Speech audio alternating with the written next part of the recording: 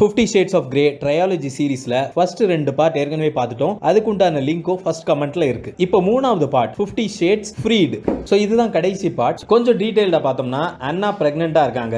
அண்ணா பிரெக்னெண்டா இருக்கிறது கிரேக்கு பிடிக்கல. ஏன்னா அவர் அந்த பிடிஎஸ்எம் செக்ஸுக்கு இடைஞ்சலா இருக்கும் அப்படின்னு நினைக்கிறாரு. இந்த கோபத்தோடைய உச்சத்துல எலினா வீட்டுக்கு போயிடுறாரு. இது அண்ணாக்கு தெரிஞ்சு கிரேயும் எலினாவும் சேர்ந்து அந்த குழந்தைக்கு ஏதாவது பாதிப்பு வந்துருமோ அப்படின்னு சொல்லிட்டு ஸோ ஒவ்வொரு அந்த கான்வர்சேஷன்ஸா பில்ட் பண்ணி தன்னையே மறுபடியும் அந்த பிடிஎஸ்எம் செக்ஸுக்கு கிரே கிட்ட ஒப்படைக்கிறா. அவளுடைய ஒரே நோக்கம் என்னன்னா, உனக்கு தேவை என்ன, இந்த பிடிஎஸ்எம் தானே, என் குழந்தையை விட்டுரு அப்படிங்கிற மாதிரி. ஆனாலும் அவன் கிரே மேல இருந்த ஒரு அன்புனால நேரடியா எலினா கிட்ட போய் பேசி அண்ணாக்கும் கிரேக்கும் உண்டான ஒரு ரிலேஷன்ஷிப் பத்தி எல்லாம் சொல்லி எலினா ஒரு வழியா சரி நீங்க 2 பேரும் நல்லா இருங்க நான் விளைவிக்கிறேன் அப்படின்னு சொல்றாங்க.